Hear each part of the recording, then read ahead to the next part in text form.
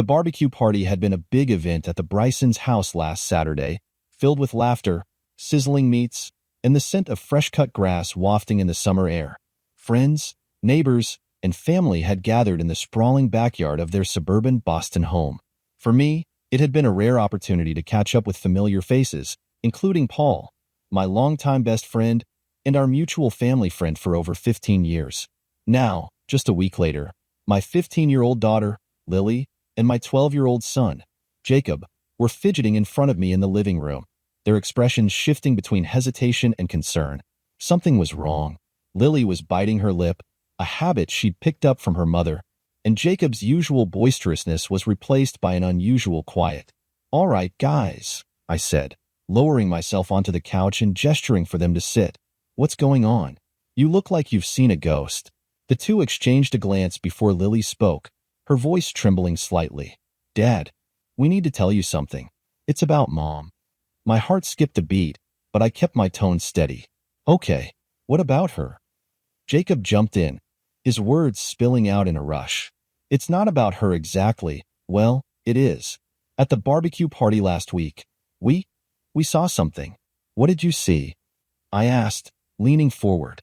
Lily hesitated, then blurted it out. "We saw Mom kissing Uncle Paul." The words hung in the air like a thunderclap. My initial reaction was disbelief. "What?" I asked, my voice sharper than I'd intended. "Are you sure?" Lily nodded vigorously. "We were in the side yard by the hammock, trying to catch fireflies. No one was there, so we thought we'd have some privacy. But then we saw Mom and Uncle Paul." Jacob chimed in, his voice quieter. "They were close, like holding each other. We didn't mean to spy or anything, but they kissed, Dad. We saw it." My head swam. Paul? The man I trusted like a brother? And my wife, Clara, with whom I'd built this life. "Did they see you?" I asked, trying to buy time for my thoughts to catch up. "No," Lily said firmly. "We ducked behind the fence. I don't think they noticed us." I exhaled, running a hand through my hair. My first instinct was denial, that maybe they'd misinterpreted what they saw. But Lily and Jacob were good kids. They wouldn't lie about something this serious. "Okay," I said slowly, forcing calm into my voice. "Thank you for telling me. This isn't something you need to worry about, all right? I'll handle it." The two of them nodded, relief evident on their faces. I sent them off to their rooms, assuring them that everything would be okay, even though I wasn't so sure myself.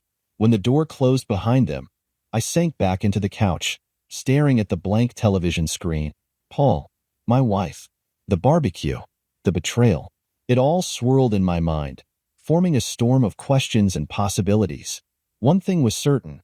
I needed answers, and I needed them soon. The next morning, I woke up with a heaviness that felt like it had settled into my very bones. Clara, as usual, had already left the bed and was bustling in the kitchen. Her cheerful hum floated through the house, a sound that had once been comforting but now grated against my nerves. How could she act so? Normal? If Lily and Jacob were right, and I had no reason to doubt them, then everything about her demeanor was a lie. I stepped into the kitchen, trying to keep my expression neutral. She was flipping pancakes, her back to me, the smell of maple syrup already hanging in the air. "Good morning," she said brightly, turning to flash me a smile. She was wearing her favorite apron, the one with the faded floral pattern, her hair still slightly damp from a shower. "Morning," I replied, sitting down at the table. I couldn't bring myself to meet her eyes for more than a second. "Coffee?" she offered, already pouring me a mug before I could respond. "I was thinking we could go to the farmer's market later. It's been ages since we had a Saturday to ourselves." "Yeah," I mumbled, taking the coffee from her without really tasting it. My mind was churning, formulating how to approach this. Should I confront her directly? Gather more evidence? The thought of accusing her outright and being wrong gnawed at me. As she served the pancakes, I couldn't help but notice the little details, the way she moved, the easy smile on her lips. Was it all an act? Had she been doing this for weeks? Months? Years? I pushed the plate away after a few bites, claiming I wasn't very hungry. "What's wrong?" she asked, a hint of concern creeping into her tone. "You've been quiet all morning." I froze for a moment, then shook my head. "Just a rough night. Couldn't sleep." Her eyes softened. "You've been working too hard. Maybe you need a day off." We can just relax today, okay? I nodded, but her words rang hollow. Did she think her little suggestions for us time would fix what was potentially the biggest betrayal of my life? The sheer audacity of it made my chest tighten. I forced myself to smile and excused myself, muttering something about needing to check on some yard work. Once outside, I pulled my phone from my pocket and scrolled through my contacts. My thumb hovered over Paul's name. I had to talk to him, hear his voice, see if there was anything in his tone that confirmed my suspicions. But the thought of hearing him lie to me made me hesitate. Instead, I texted him, "Hey, got a minute to chat later? Something on my mind." I didn't expect an immediate reply, but my phone buzzed almost instantly. "Sure, man. Everything okay?" I stared at the screen, my grip tightening on the phone. Everything was far from okay. "Yeah, I'll swing by later." The rest of the day was a blur of forced conversations with Clara and pretending to focus on yard work. By mid-afternoon, I had come up with a plan. I would confront Paul first. If anyone was going to slip up, it'd be him.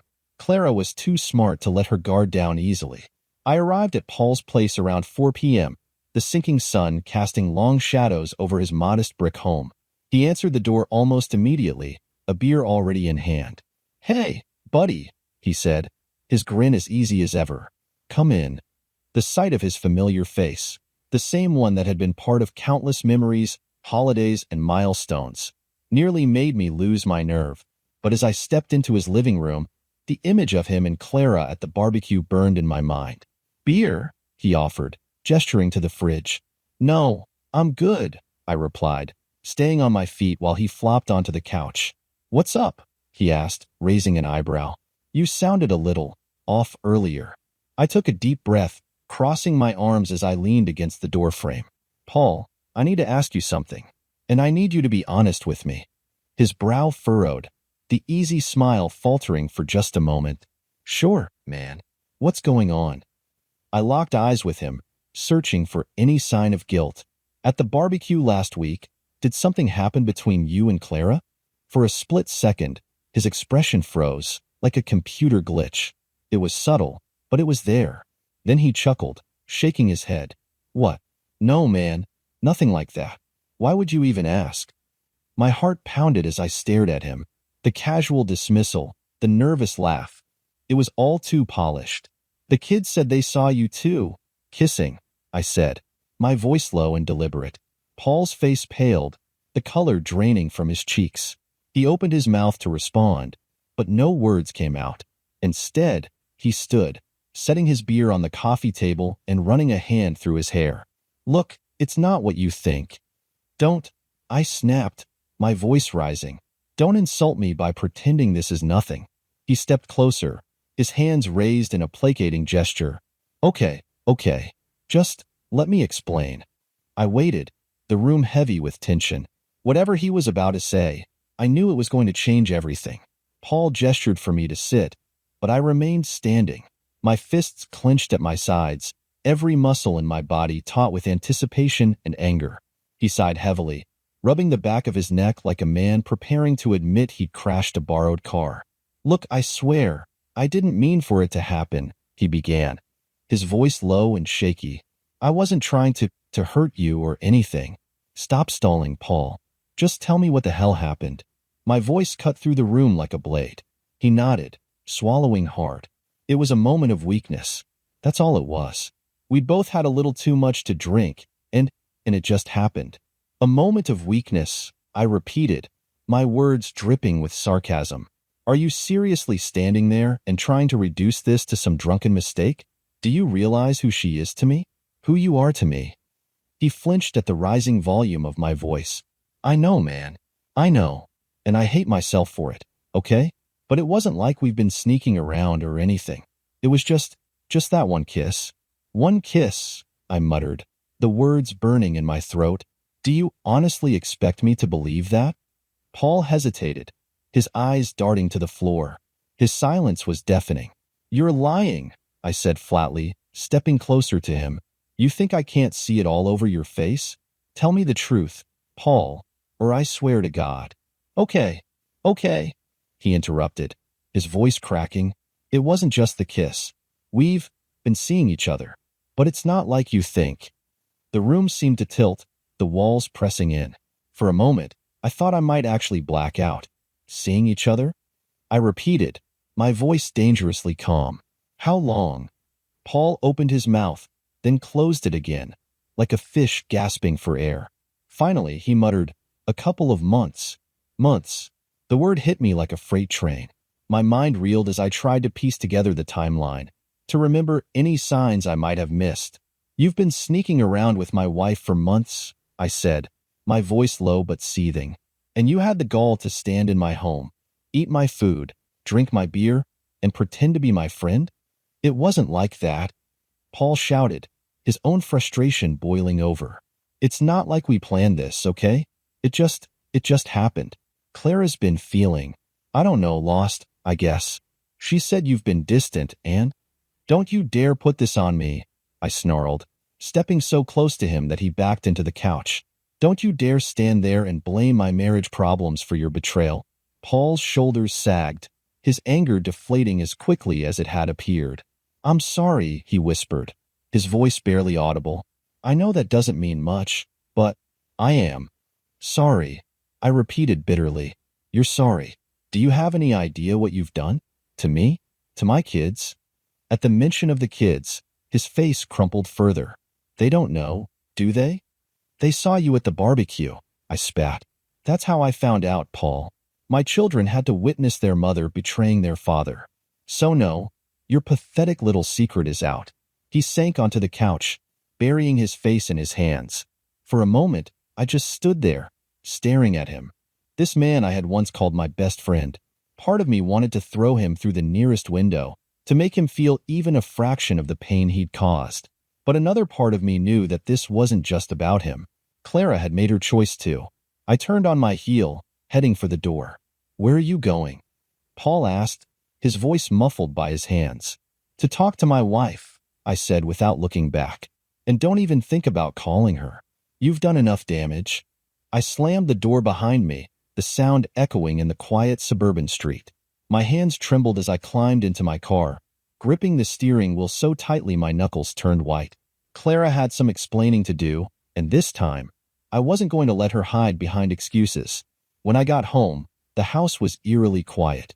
Clara was in the living room, curled up on the couch with a book.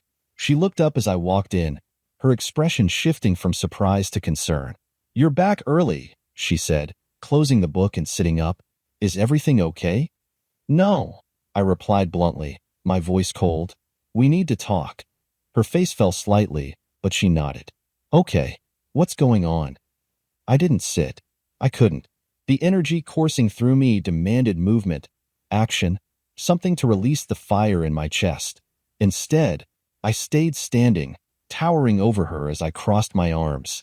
I know about you and Paul, I said, my words slicing through the room. For a moment, she just stared at me, her face unreadable. Then she blinked, her mouth opening and closing like she was searching for something to say. Finally, she managed, What are you talking about? Don't insult me by pretending you don't know, I snapped. The kids saw you at the barbecue. They saw you kissing him. Her eyes widened, and she covered her mouth with her hand. Oh my God, she whispered. They saw? Yes, Clara, they saw, and they told me. My voice was rising, but I didn't care. That's how I found out. Not from you. Not even from Paul. From my own children, who are now stuck knowing their mother is a liar and a cheater. Tears welled up in her eyes, but I wasn't about to let them sway me. I didn't mean for them to find out, she stammered. It was a mistake, okay? A horrible, stupid mistake? A mistake? I repeated bitterly. You've been seeing him for months, Clara. That's not a mistake. That's a choice.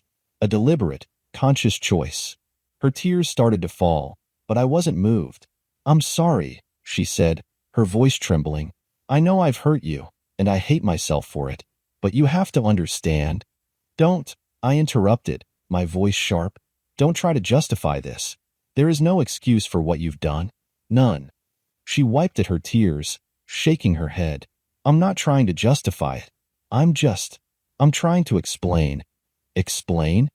I laughed bitterly. All right, Clara, go ahead. Explain. Tell me why you decided to throw away everything we've built together for. What? A fling with Paul?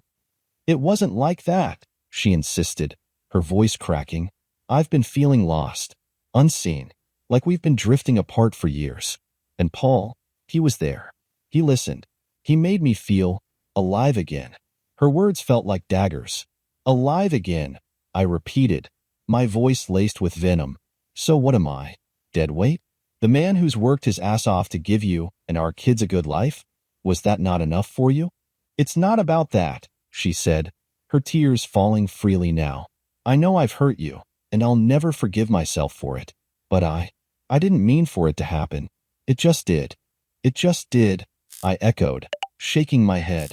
That's such a convenient excuse, isn't it? So what now, Clara? Do you expect me to just forgive you? Pretend this never happened? She looked at me, her eyes desperate. I don't know. I don't know what to say or do to make this right. You can't make this right, I said coldly. You've shattered everything. Not just our marriage, but our family. Our kids, Clara. They saw you. Do you even realize what that's going to do to them? Her face crumpled, and she buried her head in her hands, sobbing. I'm sorry, she choked out. I'm so sorry. I stood there, staring at her, feeling nothing but a hollow, seething rage. For so long, this woman had been my partner, my anchor. Now, she was a stranger who had betrayed me in the most profound way imaginable. Finally, I turned away, heading for the door. Where are you going? She asked, her voice breaking. I need air, I said without looking back. And you need to think about how you're going to explain this to your children. With that, I walked out, slamming the door behind me. The cool night air hit me like a slap, but it wasn't enough to dull the fire raging inside me. I had no idea what to do next, but one thing was clear. This wasn't over. Not by a long shot. When I returned later that evening, the house was heavy with silence. Clara was sitting at the dining table, her hands wrapped around a mug of tea, her eyes red and swollen from crying. She looked up as I entered, a flicker of fear and weariness passing across her face. They're upstairs, she said softly, her voice barely audible. I talked to them. I dropped my keys on the counter and pulled out a chair across from her. And her hands tightened around the mug. They're upset, confused, angry, but I told them the truth. I leaned back, folding my arms. The truth, I repeated. And what version of the truth did you tell them, Clara? Because I can only imagine how you tried to spin this. She winced, her lips trembling. I told them I made a terrible mistake, that I hurt you and them, and I'll spend the rest of my life trying to make it up to all of you. Trying to make it up? I asked, my voice rising slightly. How, Clara? By continuing to lie? Because let me be very clear. There's no moving forward from this until every last secret is out. She looked down at the table, her fingers tracing invisible patterns on the wood. I told them it's over with Paul, she said quietly, that it should never have happened, and I'll do whatever it takes to fix this. Fix this? I echoed with a bitter laugh. Do you even understand the depth of what you've broken? Lily and Jacob might never look at you the same way again, and neither will I. Her tears started again, but I didn't care. The sight of her crying, once something that would have broken me, now felt like nothing more than manipulation. I pushed back from the table and stood. There's one more thing, I said, my voice steady but cold. I want a DNA test. She froze, her eyes snapping up to meet mine. What? She whispered. You heard me, I said, glaring at her. I want a DNA test for both of the kids. Her face went pale, and she shook her head vehemently. No, absolutely not. Why not? I demanded, leaning forward. What reason could you possibly have to refuse, Clara? Unless, of course, there's something you're not telling me. Her hands trembled as she clutched the mug, her knuckles turning white. Because it's insulting, that's why. She snapped, her voice rising for the first time. How dare you question whether they're your children? How dare I? I shot back, my anger flaring. How dare I? After everything you've done, you're seriously playing the victim here? Do you even realize how ridiculous that sounds? They're your children, David, she said through gritted teeth. I swear to you, they're yours. You've been there since the day they were born. Then prove it, I said. my voice cold and unyielding. If you're so sure, then there's no reason to refuse. She stood, her chair scraping loudly against the floor. I don't have to prove anything to you. They're your kids, and you know it. I don't know anything anymore, I said, shaking my head. Not after this. Not after you've lied to my face for months. You expect me to just take your word for it? Not a chance. Clara stared at me, her chest heaving with emotion. I won't let you put our children through that, she said, her voice trembling. They don't deserve it. They deserve the truth, I said sharply. And so do I. For a long moment, we just stood there, locked in a silent battle of wills. Finally, she turned away, grabbing her mug and storming out of the room. You're tearing this family apart, she threw over her shoulder as she left. No, Clara, I said to her retreating figure. You already did that. The echo of her footsteps faded, leaving me alone in the kitchen with nothing but the sound of my own ragged breathing. The test wasn't negotiable, and whether she liked it or not, I was going to get the answers I needed. The battle for the DNA test wasn't easy. Clara fought me every step of the way. She claimed it was invasive, unnecessary, and harmful to the children's well-being. But I wasn't going to back down. I had to know the truth, no matter how much it cost me emotionally or financially. The process began with a visit to my attorney, Mark Stein, an old college friend who had a reputation for being a relentless advocate. He listened intently as I explained the situation, his face darkening with every word. She's refusing the test? He asked, leaning back in his chair, his fingers steepled. Flat out, I said, trying to keep my voice calm. I need this, Mark. I need to know for sure. He nodded slowly. We can file a petition with the court. Judges don't take these requests lightly, but given the circumstances, the affair, your children's observations, and your reasonable doubts, I think we have a strong case. The weeks that followed were a blur of legal motions, paperwork, and mounting tension at home. Clara was livid when she was served with the petition, accusing me of trying to destroy the family. Her words stung, but I stayed resolute. The kids were mostly silent on the matter, though I could sense their unease. Lily, in particular, seemed caught between her loyalty to her mother and her confusion over the revelations. Finally, the court date arrived. Clara and I sat on opposite sides of the courtroom, avoiding eye contact. My attorney laid out the case with precision, citing the affair and Clara's refusal to comply voluntarily as grounds for suspicion. Her attorney tried to paint me as paranoid and vindictive, but I could see the judge wasn't buying it. In the end, the ruling was clear. The DNA test would proceed. The judge, a no-nonsense woman in her 50s, addressed Clara directly. Given the circumstances, I find the petitioner's request reasonable. This test is in the interest of clarity and resolution for all parties involved, including the children. Clara's face was a mask of fury as we left the courtroom. Outside, she whirled on me. I hope you're happy, she hissed, her voice low and venomous. Do you have any idea what this will do to them? This isn't about them, I shot back. This is about you and me, and the lies you've been telling. If there's nothing to hide, then why are you so afraid of the truth? She didn't respond, storming off to her car. I watched her go, my chest tightening with a mix of anger and dread. The test itself was a clinical, impersonal affair. Swabs were taken from me, Clara, and the kids at a local lab. The technician was professional but brisk, walking us through the process as if this were just another Tuesday. Clara sat stiffly in the waiting area, refusing to meet my eyes. Lily and Jacob, though clearly uncomfortable, complied without complaint. Dad, Jacob said quietly as we left the lab, his voice hesitant, why are we doing this? Is it because of what we saw at the barbecue? I stopped, crouching down to his level. It's complicated, buddy, I said gently, but this isn't your fault, okay? None of this is on you or Lily. I just need to figure some things out. He nodded slowly, though I could see the worry in his eyes. The waiting was the worst part.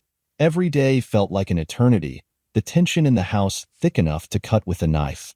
Clara barely spoke to me, and when she did, it was clipped and cold. I spent most of my time in the guest room, trying to prepare myself for whatever the results might reveal. Finally, the call came. Mark's voice was steady as he delivered the news. The test confirmed that Lily and Jacob were my biological children. Relief washed over me, but it was quickly followed by a new wave of anger. Clara had made this process 1,000 times harder than it needed to be, all while hiding behind excuses and indignation. That night, I confronted her in the living room. "The test results are in," I said, holding the envelope. "They're mine." Clara, sitting on the couch with her arms crossed, looked up with a mixture of defiance and resignation. "I told you," she said flatly, "but you wouldn't believe me." "You're damn right I didn't," I shot back. "Because you've been lying to me for months, Clara. About Paul. About everything. You made me question everything I thought I knew about our family." She didn't respond, her jaw tightening.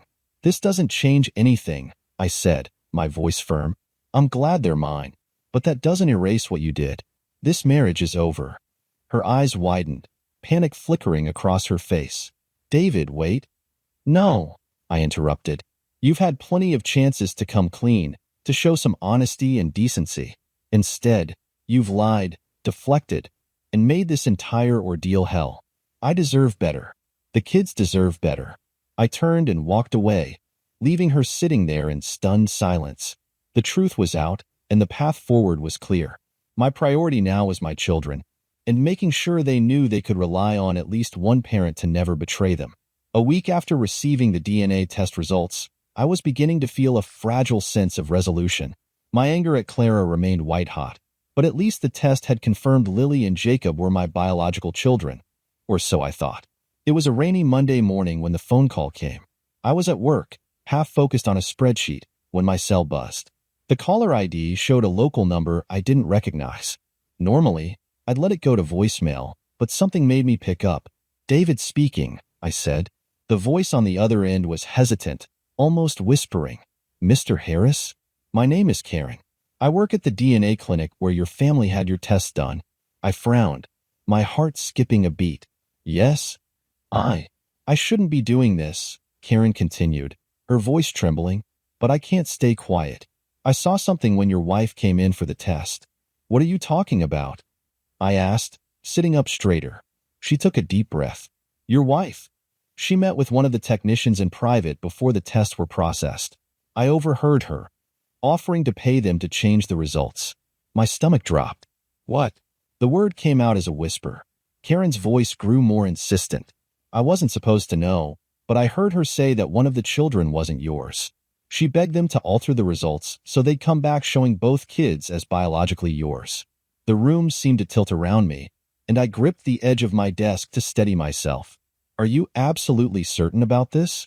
"I wouldn't be calling if I wasn't," she said, her tone firm. "I knew it was wrong, but I was scared to say anything. I could lose my job, but then I thought about you. And you deserve to know the truth." I sat there in stunned silence, trying to process her words. The relief I'd felt at the test results evaporated, replaced by a sickening wave of doubt and fury. "Can you prove this?" I finally asked. Karen hesitated. "I don't have direct evidence, but I can tell you which technician she spoke to. If you pursue this, there might be a paper trail." "Thank you," I said, my voice cold and tight. "I'll handle it from here." After hanging up, I stared at the phone, my mind racing. Clara's betrayal had already cut me to the core, but this was a new level of deceit. She had manipulated the test, lied to my face about something as fundamental as our children. I didn't even go home that night. Instead, I went straight to the clinic, demanding to speak to the lab manager. Karen's tip proved invaluable. The technician Clara had spoken to folded under pressure, admitting that she had accepted a bribe to falsify the results. The original, unaltered report was still in the system. It only took a few minutes to retrieve it. When I saw the results, my suspicions were confirmed. Lily was biologically mine, but Jacob wasn't. The shock was like a punch to the gut. My son, the boy I'd raised, taught to ride a bike, cheered for at every soccer game, wasn't biologically mine. The betrayal ripped through me, a toxic mix of grief, rage, and heartbreak. I left the clinic with the original report in hand, the rain pouring down around me as I sat in my car, staring blankly at the paper. How could Clara have done this? Not just the affair, but the years of lies, the decision to rob me of my right to know the truth? By the time I got home, it was late, and Clara was waiting for me in the living room. She looked up, her eyes narrowing slightly at my soaked appearance. "Where have you been?" she asked, her tone sharp. I didn't answer. Instead, I pulled the paper from my jacket and dropped it on the coffee table in front of her. Care to explain this? Her face paled as she picked up the paper, her hands trembling. She scanned the report, and when her eyes darted back to me, they were wide with panic. David, I can explain. Don't, I barked, cutting her off. Don't you dare insult me with more lies. I know what you did, Clara. I know you bribed the clinic to change the results. Her mouth opened and closed like a fish out of water, and tears began streaming down her face. I didn't want to lose you, she choked out. I thought if you knew. You thought what? I snarled. That I'd just keep living in your web of lies? That I wouldn't eventually find out? Do you have any idea what you've done to me? To this family? I was scared, she whispered, her voice barely audible. I made a mistake. A mistake? I shouted, my anger boiling over. You had an affair. You lied about our son's paternity. And when I tried to get the truth, you tampered with the damn test results. This isn't a mistake, Clara. This is a lifetime of deceit. She collapsed onto the couch, sobbing uncontrollably. But I felt nothing. No pity, no sympathy, only cold, seething rage. I want you out, I said, my voice low but firm, by the end of the week. And don't even think about fighting me for custody of Lily. She deserves better than this. Clara looked up at me, her face streaked with tears. David, please. Save it, I snapped, turning on my heel. We're done. As I walked away, the weight of the betrayal settled over me like a dark cloud. I had lost so much: trust, stability, and the illusion of the life I thought I'd built. But one thing was clear. I would fight for the truth, no matter how painful it was. The days after Clara's lies unraveled were a blur of anger, betrayal, and legal paperwork. I wasted no time filing for divorce, citing infidelity and fraud as the grounds. Clara's manipulation of the DNA test results became a pivotal element in the case. My lawyer, Mark Stein, assured me that this wasn't just a typical divorce. It was a legal minefield, and I needed to prepare for a prolonged, bitter battle. From the start, Clara was combative. She hired a high-powered attorney, someone clearly accustomed to fighting dirty. Her initial response to my divorce filing painted her as the victim, claiming I was being vindictive and irrational. It was infuriating, but Mark kept me grounded. Stay focused, David, he said during one of our strategy sessions. This isn't just about dividing property or custody. Clara tampered with a legal medical test. That's fraud, and it could have criminal consequences. Clara and I had built a comfortable life over the years. Our suburban home, 2 cars, a modest retirement fund, and various savings. But dividing it all was anything but straightforward. The first battle was over the house. It had been the cornerstone of our family life, the place where Lily and Jacob had grown up. I wanted to keep it for stability, especially for Lily. Clara, however, fought tooth and nail to claim her share, arguing that she deserved half its value. The court didn't see it her way. My legal team successfully argued that her financial contribution had been minimal. She worked part-time while I had covered the mortgage and most household expenses. In the end, I was awarded the house, though I had to pay Clara a lump sum to buy out her equity. The cars were another point of contention. Clara insisted on keeping the newer SUV, which I'd primarily bought for family outings. Reluctantly, I agreed to let her have it, taking the older sedan instead. It felt like a small price to pay to move forward. Retirement savings were split equally, as required by law, but the financial strain of the divorce meant we both had to dip into those funds to cover legal fees. Clara also demanded spousal support, claiming she needed it to rebuild her life. My lawyer fought hard against it, citing her actions and her earning potential. In the end, the court granted her a reduced amount for 2 years, just enough to keep her afloat but not enough to feel like a reward. Custody was by far the most painful battle. While Jacob wasn't biologically mine, I had raised him as my son for 12 years, and I couldn't simply turn my back on him. Yet, Clara weaponized his paternity against me, arguing that I had no legal claim to custody. For Lily, the choice was clear. She wanted to stay with me. She was old enough for her preferences to carry weight in court, and she expressed her anger at Clara's actions. I want to be with Dad, she told the judge during a private session. He's the one I trust. Jacob, however, was torn. Despite everything, he still loved Clara. But he also didn't want to lose me. The court ultimately granted Clara primary custody of Jacob, but I was given liberal visitation rights. It broke my heart to see him leave the house, but I vowed to remain a constant presence in his life. The most contentious part of the divorce wasn't about property or custody. It was about holding Clara accountable for changing the DNA test results. My attorney filed a motion to include her actions as evidence of fraud, and the judge took it seriously. The clinic technician who had altered the results was subpoenaed to testify. Under oath, she admitted to accepting a bribe from Clara to falsify the report. The clinic itself, eager to distance itself from the scandal, provided internal emails and payment records showing Clara's involvement. In addition to impacting the divorce settlement, the tampering carried potential criminal consequences. The judge referred the matter to the district attorney's office, citing evidence of fraud and obstruction of justice. Clara's lawyer tried to spin it as a desperate act of a woman trying to save her marriage, but it didn't hold water. Ultimately, Clara avoided jail time by agreeing to a plea deal. She received probation, community service, and a hefty fine for her actions. The shame of it all was palpable. She became a pariah in our community, whispered about at PDA meetings, and shunned by former friends. By the time the divorce was finalized, I was emotionally and financially drained.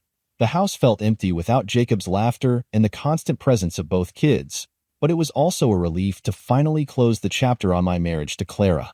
I threw myself into rebuilding my life, focusing on being the best father I could be for Lily and staying connected with Jacob. Clara's relationship with the kids remained strained. Lily barely spoke to her, and Jacob began to see through some of her manipulations as he grew older.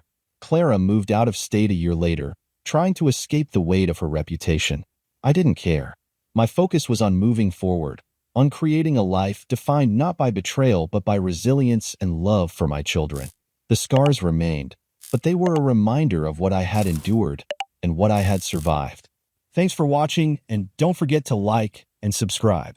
New cheating wife stories tomorrow.